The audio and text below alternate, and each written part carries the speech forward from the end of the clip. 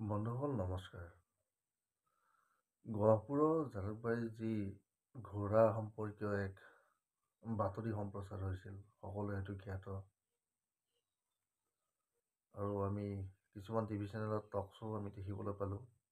বিভিন্ন বিশেষজ্ঞ আহিও কথা পাতিলে, কিছুমানে মানসিক ৰোগৰ কথাও কৈছে, অন্ধবিশ্বাসৰ কথা কৈছে। হয়, কথাটো অন্ধবিশ্বাসৰ লগতো কিছুমান ক্ষেত্ৰত জড়িত বুলি গম পোৱা গৈছে।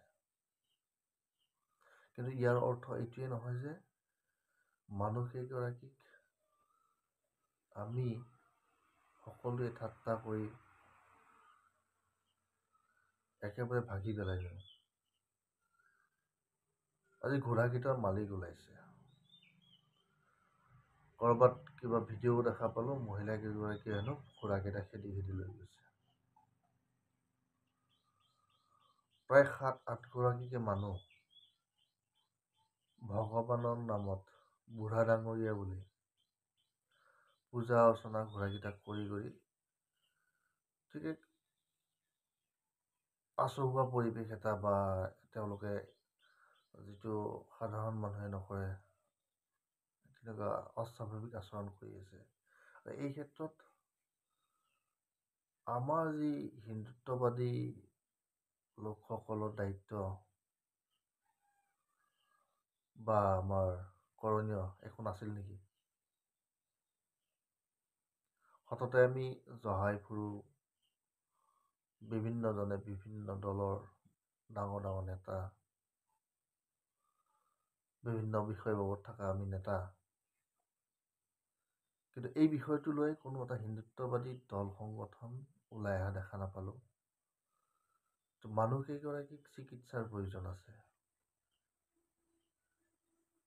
তেওঁলোকে পূজা অৰ্চনা কৰাটো অপৰাধ হ'ব নোৱাৰে। হয়তো বেলেগৰ বস্তু আনি তেওঁলোকে ৰাইজক তেনেকৈ দেখুৱাটো তেওঁলোকৰ মানসিক অসুস্থতাৰ কাৰণেই এই কামটো হৈছে। সেইটো ভুলকে আমি ডাঙৰ কৰি ফেচবুকত মিম বনাই, আজি দেখিছোঁ মই ৰাতিপুৱাই পুৱাই, সেইকাৰণে মই এই ভিডিঅ'টো বনালোঁ যে কেইগৰাকী ইমান মিমাৰে মিম বনাইছে আৰু প্ৰত্যেকৰে নাম দেখা পালোঁ মই, যোনে বনাইছে বা যিবিলাক পেজৰ পৰা এইবিলাক ভাইৰেল হৈ আছে। প্ৰায়ভাগ এডমিন আমাৰ হিন্দু, সনাতনী ধৰ্ম গ্ৰহণ কৰা বা সনাতনী ধৰ্মৰ ফলোৱাৰ। বিশেষ কিছুমান ধৰ্মৰ মাজত দেখা পাওঁ, কিছুমান ধৰ্মৰ মানুহে যেতিয়া কিছুমান অস্বাভাৱিক আচৰণ কৰে আৰু তেওঁলোকক মানসিক ৰোগী বুলি যেতিয়া এৰি দিয়া হয়, কোনোবাই যদি আজি উগ্ৰপন্থীৰ পতাকা এখনো লৈ যদি কোনোবা বেলেগ আন ধৰ্মৰ মানুহে যদি তেওঁলোকে এটা সমাজত ভুল বাৰ্তা দিবলৈ চেষ্টা কৰে, তো তেওঁলোকৰ লগে লগে তেওঁলোকৰ যিবিলাক একে মজবৰ মানুহ থাকে, তেওঁলোকে তেওঁক ছাপোৰ্ট দিবলৈ আৰম্ভ কৰে। তেওঁ মানসিক ৰোগীহে, তেওঁক লৈ একো ক'ব নালাগে, ভুল কৰিছে আৰু। কিন্তু আমাৰ ক্ষেত্ৰত দেখা পাইছোঁ, কোনোবা অশিক্ষিত অঞ্চলত, ঠিক অঞ্চলটো মই অশিক্ষিত বুলি ক'ব যোৱা নাই, গহপুৰৰ সেই জালুকবাৰী অঞ্চলটোত নিশ্চয় শিক্ষিত মানুহ যথেষ্ট আছে, থাকিবই। সকলো জেগাতে আজিকালি শিক্ষিত মানুহৰ অভাৱ নাই। হয়তো সেই মহিলা কেইগৰাকীৰ কিছু জ্ঞানৰ অভাৱ আছে বা তেওঁলোকৰ ইমানখিনি শিক্ষা দীক্ষা নাই, তো তেওঁলোকে সেই কামটো কৰিলে বুলিয়েই তেওঁলোকক ইমানেই বেছিকৈ ট্ৰল কৰা হৈছে ছ'চিয়েল মিডিয়াত, আৰু বিশেষকৈ আমাৰ মানুহখিনিয়ে কৰিছে। বিধৰ্মীয়ে কিয় সাহস নাপাব যে আমাক ঠাট্টা কৰিবলৈ? মানুহকেইজনীক চিকিৎসাৰ প্ৰয়োজন আছে। দল সংগঠনৰ মানুহবিলাকে কি কৰি আছে? নিজকে যিসকলে জহাই ফুৰে, আমি অমুক সংগঠন, আমি অমুক তমুক হিন্দু সংগঠনৰ আমি নেতা, টক শ্ব'ত যায়। আজি তেওঁলোকৰ সজাতি দল যাই তাতে চিকিৎসা শিবিৰ এটাও পাতিব পাৰিলেহেঁতেন।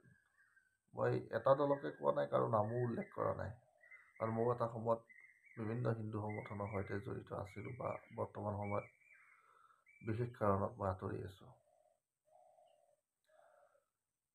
গতিকে মোৰ এটাই অনুৰোধ, যিসকলে ট্ৰল কৰিছে, ট্ৰল কৰা সকলকতো ক'বলৈ নাযাওঁ, তেওঁলোকৰ জ্ঞানৰ ভাণ্ডাৰ নিশ্চয় শূন্য, আৰু সেই শূন্যতাৰ কাৰণে তেওঁলোকে আজি এনেকুৱা ধৰণৰ এটা স্পৰ্শকাতৰ বিষয় লৈ তেওঁলোকে হাঁহিয়াতৰ মানে কিছুমান খোৰাক বিচাৰি পাইছে।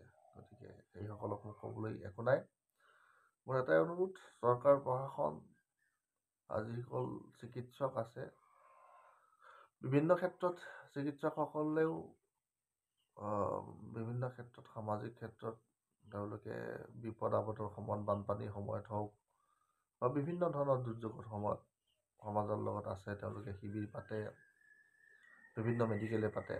মই বিচাৰিছোঁ, আহ্বান জনাইছোঁ, যদি চৰকাৰ প্ৰশাসনে একো গুৰুত্ব লোৱা নাই, এনেকুৱা ধৰণৰ স্বেচ্ছাসেৱী কিছুমান চিকিৎসক যিসকল সমাজৰ লগত সদায় আছে, তেওঁলোকক অনুৰোধ জনাম, সেইটো অঞ্চলত যাওক, গৈ সেই মহিলাখিনিৰ মানসিক স্থিতিৰ খবৰ লওক, পাৰিলে তেওঁলোকক চিকিৎসা প্ৰদানৰ ব্যৱস্থা কৰক। আৰু সমান্তৰালভাৱে আমাৰ যিখিনি হিন্দু দল সংগঠন আছে, সকলোৱে একত্ৰিত হৈ সেই মহিলা কেইগৰাকীৰ খবৰ এটা লওক অন্তত, আৰু তেওঁলোকৰ চিকিৎসাৰ ব্যৱস্থা কৰক। নহ'লে এনেই ফেচবুকত জয় শ্ৰীৰাম, ৰাজপথত শ্লোগান দি জয় শ্ৰীৰাম, এইবিলাক কৈতো লাভ নাই। কামত অহা কাম কৰক, মহিলা কেইগৰাকী উদ্ধাৰ হওক। আৰু যিসকলে ঠাট্টা কৰি আছে তেওঁলোকক অনুৰোধ, যদি অকণমানো জ্ঞানৰ পোহৰ দেখা পাইছে, গতিকে এনেকুৱা ধৰণৰ স্পৰ্শকাতৰ, ভগৱানক লৈ কোনোবাই আস্থা ৰাখিছে, কোনোবাই জীৱ জন্তু, আৰু সনাতন ধৰ্ম মানে যত জীৱ তত শিৱ।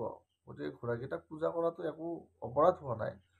তেওঁলোকে মনে মনে ঘোঁৰাকেইটা লৈ যোৱাটো এটা ভুল হ'ব পাৰে, কিন্তু তেওঁলোক সুস্থ অৱস্থাত নাই। গতিকে সেইটোকে ইমান ডাঙৰ বিষয় কৰি ঠাট্টা মস্কৰা কৰাটো একো ভাল কথা হোৱা নাই। জয় শ্ৰীৰাম। আৰু ভিডিঅ'টো ভাল লাগিলে আগলৈ শ্বেয়াৰ কৰিব সকলোৱে। ধন্যবাদ।